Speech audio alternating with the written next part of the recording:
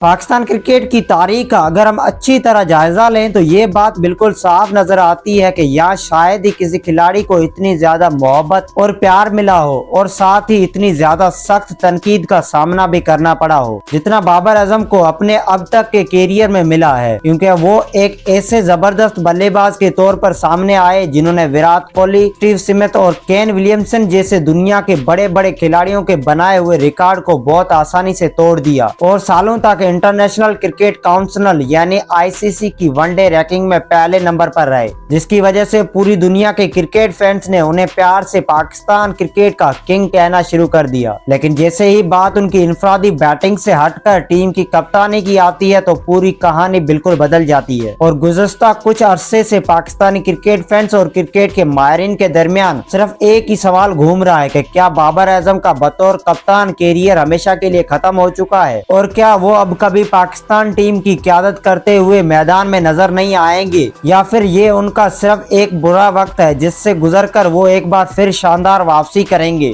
तो इस पूरे मामले को समझने के लिए हम किसी भी किस्म के जज्बात और पसंद नापसंद को छोड़कर सिर्फ और सिर्फ असल हकायक और एदाद व शुमार का जायजा लेना होगा ताकि बाबर आजम की कप्तानी का असल सच सामने आ सके। और इस लंबी कहानी की शुरुआत होती है साल 2019 के, जब इंग्लैंड में खेले गए वनडे वर्ल्ड कप में पाकिस्तानी टीम के सेमीफाइनल तक न पहुंच पाने और कप्तान सरफराज अहमद को हटाए जाने के बाद क्रिकेट बोर्ड ने एक बड़ा फैसला करते हुए एक नौजवान और दुनिया के बेहतरीन बल्लेबाज बाबर आजम पर भरोसा करने का फैसला किया। और शुरू में बोर्ड ने बहुत एहतियात और उन्हें सिर्फ T20 फॉर्मेट का कप्तान बनाया ताकि उन पर यकदम बहुत ज्यादा बोझ न पड़े और वो आस्ता आस्ता कप्तानी सीख सकें। लेकिन उनकी शानदार बैटिंग फॉर्म और टीम की जरूरत को देखते हुए जल्द ही उन्हें वनडे और फिर टेस्ट का कप्तान भी बना दिया गया, जिसके बाद वो पाकिस्तान के ऑल फॉर्मेट कप्तान बन गए। और उनकी कप्तानी का ये आगाज किसी खूबसूरत ख्वाब जैसा था, जहां वो जो भी फैसला करते वो बिल्कुल दुरुस्त साबित होता और टीम के अंदर एक नया जोश नजर आने लगा था, जिसका सबसे बड़ा सबूत साल 2021 के T20 वर्ल्ड कप में देखने को मिला, जब पाकिस्तान ने रिवायती हुरीफ भारत को वर्ल्ड कप की तारीख में पहली मर्तबा न सिर्फ हराया बल्कि 10 विकेटों से एक ऐसी तारीखी शिकस्त दी जिसका इंतजार पाकिस्तानी फैंस पिछले 29 सालों से कर रहे थे।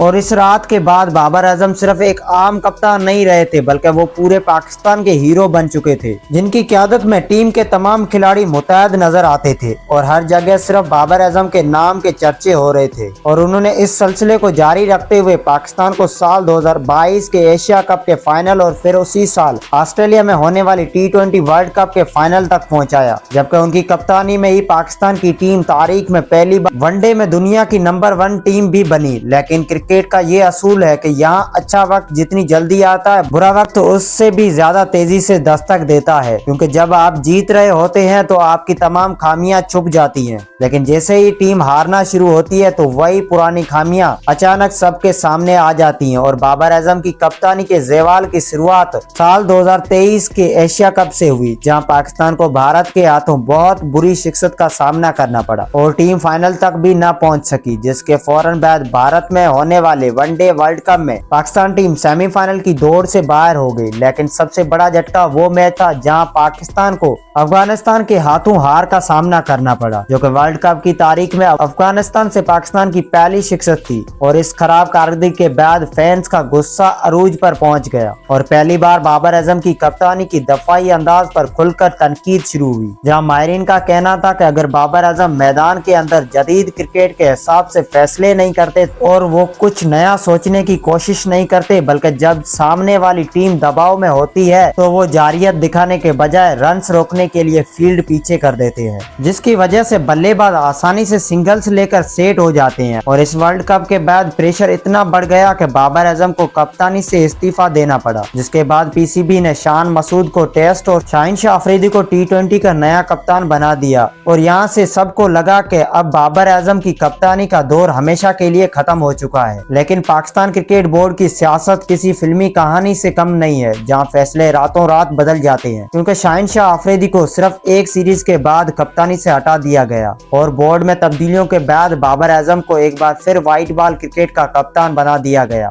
और शाहीन शाह अफरीदी को इस तरह अचानक हटाना क्रिकेट की दुनिया के लिए एक बहुत बड़ा झटका था, जिसकी वजह से फैंस दो हिस्सों में बट गए, जहां एक ग्रुप का मानना था कि बाबर के साथ पहले नाइंसाफी भी हुई थी, इसलिए उनकी वापसी ठीक है। जबकि दूसरे ग्रुप का कहना था कि शाहीन के साथ ज्यादती हुई है और इस फैसले से टीम के अंदर ग्रुप बंदी का माहौल बन गया और दोबारा कप्तान बनने के बाद बाबर आजम पर प्रेशर अब पहले से दोगुना हो चुका था, क्योंकि अब न सिर्फ मैचेस जीतने थे बल्कि ये भी साबित करना था कि वो एक बदले हुए और बेहतर कप्तान बनकर लौटे हैं। लेकिन बदकिस्मती से साल 2024 के T20 वर्ल्ड कप में जो कुछ हुआ उसने बाबर आजम की कैप्टनसी कैरियर पर हमेशा के लिए एक बहुत बड़ा सवालिया निशान लगा दिया, क्योंकि अमेरिका जैसी नई टीम से हारना और पहले ही राउंड से बाहर हो जाना पाकिस्तानी क्रिकेट की तारीख का सबसे मायूस कन वाकया था। और अगर हम उन वजूहात को देखें जिनकी वजह से माहिरीन उन्हें नाकाम कप्तान कहते हैं, तो पहला मसला उनकी दिफाई माइंडसेट है, क्योंकि आज की क्रिकेट में रोहित शर्मा या पैट कमिंस जैसे कप्तान मिडिल ओवर में विकेट लेने के लिए अटैक करते हैं, जबकि बाबर आजम सिर्फ रन रोकने की कोशिश करते हैं, जिससे सामने वाले बल्लेबाज सेट हो जाते हैं। और दूसरा बड़ा इल्जाम उन पर यह है कि वो डोमेस्टिक क्रिकेट के अच्छे खिलाड़ियों को मौका देने के बजाय अपने पसंदीदा आउट ऑफ फॉर्म दोस्तों को टीम में रखते हैं। जबकि तीसरा नुकसान ये हुआ कि कप्तानी के बोझ की वजह से खुद बाबर आजम की अपनी वर्ल्ड क्लास बैटिंग खराब हो गई और वो रन्स बनाने के चक्कर में बहुत धीमा खेलने लगे, जिसका असर पूरी टीम पर पड़ा। और अगर हम उनके रिकॉर्ड को देखें तो उन्होंने पाकिस्तान को बहुत से मैचेस जितवाए हैं, लेकिन वो ज्यादातर मैचेस होम ग्राउंड पर छोटी टीमों के खिलाफ थे,